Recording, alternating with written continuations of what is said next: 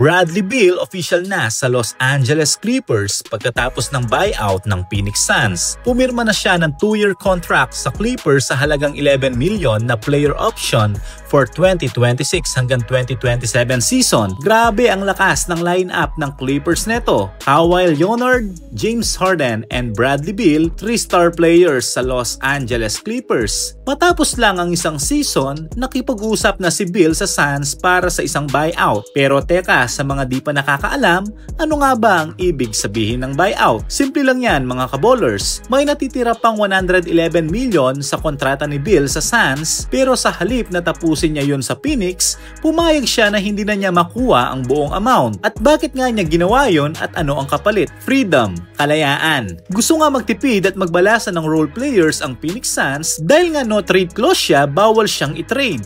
Kaya buyout na lang talaga ang solusyon para makapagbawas ng salary cap ang Phoenix.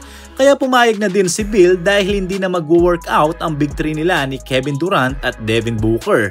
Akala ng lahat final contender na nga ang big three na to last season pero hindi pala nag-workout.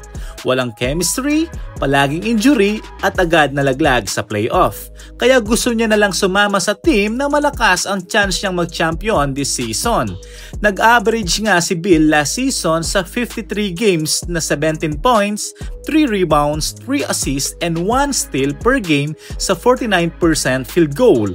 Ito nga ang pwedeng maging projected starting 5 ng Clippers this season. James Harden para sa point guard, Bradley Beal ang kanilang magiging shooting guard, Kawhi Leonard, John Collins, and Zubac. At ito pa nga ang good news for Clippers. Si Bradley Beal ang magiging primary scorer ngayon habang si Harden ang kanilang playmaker.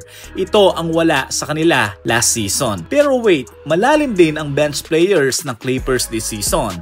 Maraming role players, nandito si Nikola Batum, Derrick Jones, Bogdan, Chris Dunn at ang backup center na si Brook Lopez.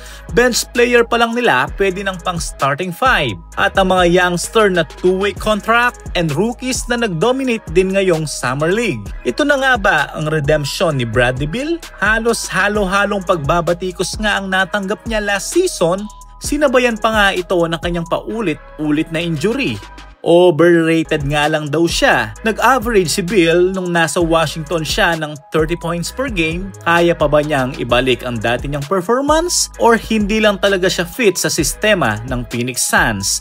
Mga kaballers, anong masasabi niyo sa bagong lineup ng Clippers? Pwede bang paki-comment sa baba? Don't forget to like and subscribe.